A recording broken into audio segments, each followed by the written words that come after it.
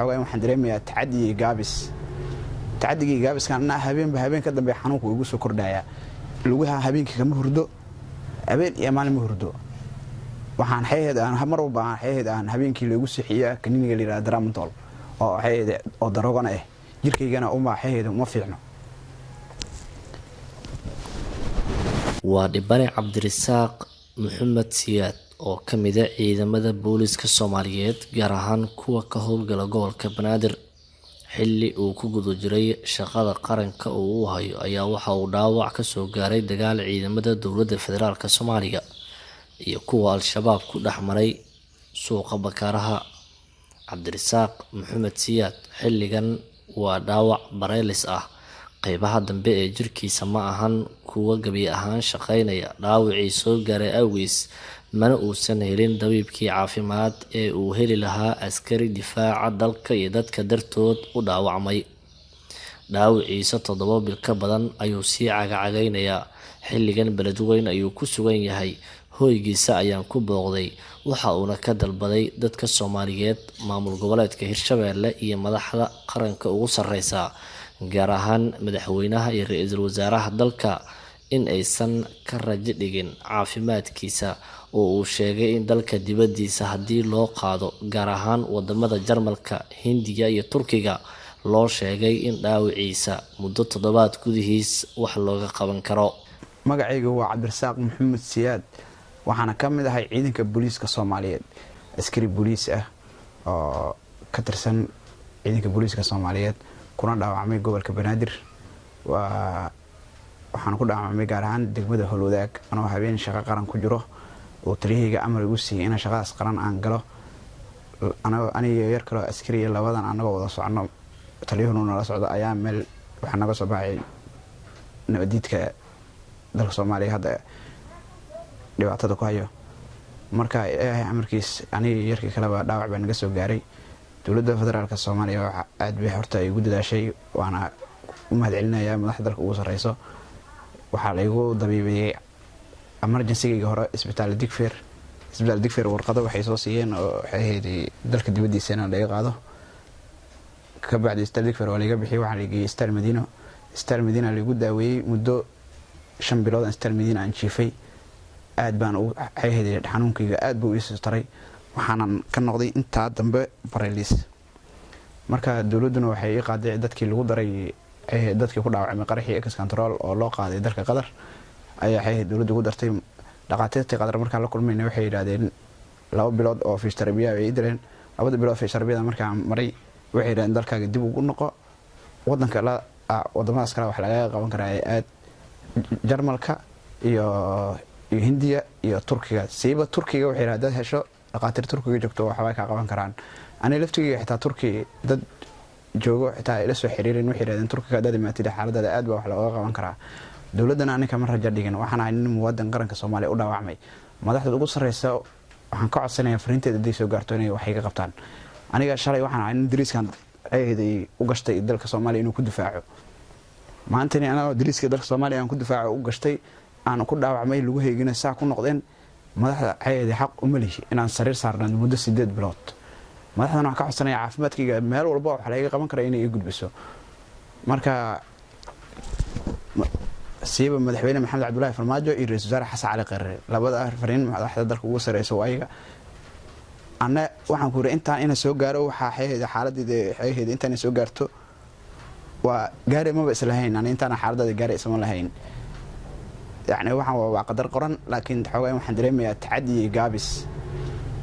gaabis kan habeen ka dambe xanuunku igu soo kordhaya lugaha habeenkii kama hurdo habeen iyo maalin ma hurdo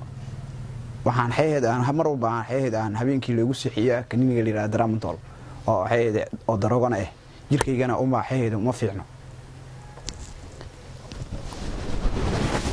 uma fiicno waa daroogo habeen walba kaniiniga daroogada leesiya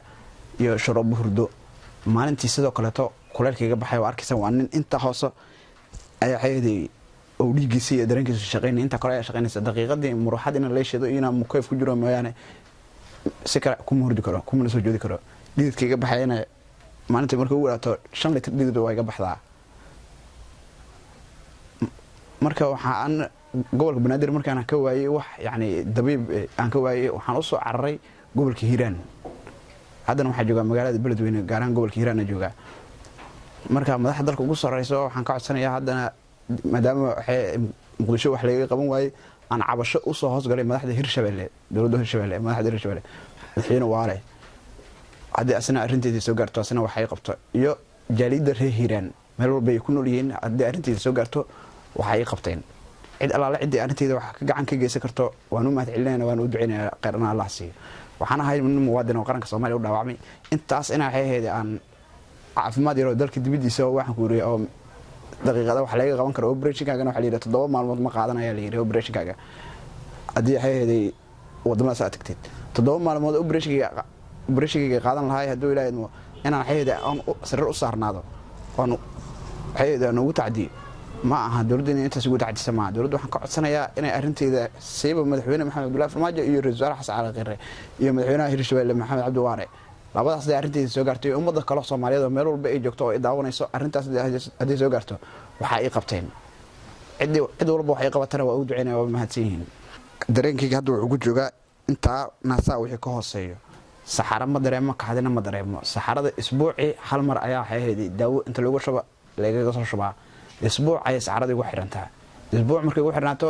daawo lagu shubaa oo ka bacdi isbuuc ayay ka bacdi waxaan helaa daawo yaro saxarada iga keento oo laga soo shubo kaadidana catheter ay ugu jiro catheterkana wuxuu caafimaadkayga uma roono raganimada wiil waxta uu la dagaalamaa catheterka 9 bilood ayuu catheterna igu jiraa maanta inuu daryeelkayga iyo madaxweyne Maxamed Abdullaahi Farmaajo wuxuu hay'aday markuu xilka qabanayo wuxuu sheegay inuu askariga dhaawacmo ina hay'aday reerkiisana la biilaayo hay'aday caafimaadna uu helayo ka dhintanayna ilmihiisa iyo xaaskiisa iyo hay'aday oo ogaanayo oo madaxweyne Maxamed Abdullaahi Farmaajo uu hay'aday oo balan ku qaaday taasna aan ilaa hadda kama haayo marka anna waxa ay joogo caruur waxaan leeyahay 4 caruur iyo 2 xaas hooyaday waayeel waa joogtaa abahay waayeel waa joogaa labadooda aniga hay'aday garab u ahay maantana ayaga hay'aday waayeel ay qaadayo sartay saray saxarada iga dhaqaayo hay'aday geynayo suliga ka horna waxaan u xamaalayay ayaga u xamaalayo waxaan laayay wuxuu qabtay lugihiga hadda waa kaasa meel walba oo sarrata ay qabato saasay u murxee cirbihiga waa kuwaas saasay wada murxeen haddana lugteeda saa in ma kala baxayso sayidkaas halkaas oo ka adkaaday marba marka ka dambaysa habeen ka dambaysa lugihiga way soo kogayaan saan u soo noqohayaan waa taa ciribtii banaanka u soo baxday tan kalena waa tasaayidana meel walba waxay heeday oo ka murxeen sarrata ay diidayaan lugihiga sayidadkan dhan xataa way qasii qalalahay marba ka dambaysa way sii qalalay xataa wax nafaqa xataa ma haysto xataa ma awoodo catheterka xataa ugu jiro xataa ma awoodo xataa galidiisa oo marba qof hay'ad aan barya ama farmashi aan barya ayaa catheterka igada 200 oo biilka dawladda aan qaatanay 200 xataa kama badna caruurteedii kama badna iyo waalidkii warqadan waa warqadii hay'ad isbitaal Digfaar oo hay'ad medical report-ka oo siiyay watana warqadii isbitaal Digfaar passport-kiga waa kana wuxuu iga yaalaa immigration-ka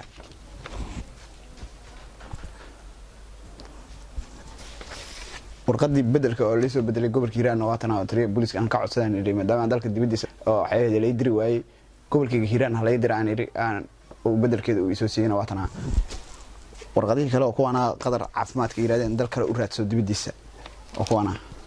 wasaaradda caafimaadka warqadeedana watana isbitaal Madiina warqadiisa watana oo caafimaadka tan oo wasaaradda caafimaadka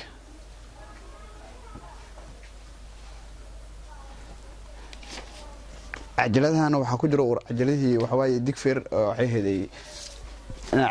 ayada ku jiro iskaankii lagu saaray oo ina dalka dibadiisa wax laga qaban karo isbitaal Digfaar ay siiyeen marka aan lugiga rajan kale madaxda qaranka Soomaaliya ugu sareyso waxaan ka codsanaynaa lugaha rajan kale qaranka Soomaaliya inay difaacana ilaa hadda wali waxay hay'aday diriiska ayaan u xirnaa marnaba diriiska ma dhiga habeenkii xitaa marka qaar xitaa waan ku seexdaa diriiska aniga qaranka Soomaaliya wali ka ma raja dhigin diriiska waxaan u xirnahay qaranka Soomaaliya inay difaacaan ayaan u xirnaa madaxda qaranka ugu sareyso waxaan ka codsanayaa in ayagana xaaladda caafimaad ay ayagana ay ka raja dhigin maxamed ibraahim siyaad telefishinka caalamiga ah ee hiiraan bile beledweyne.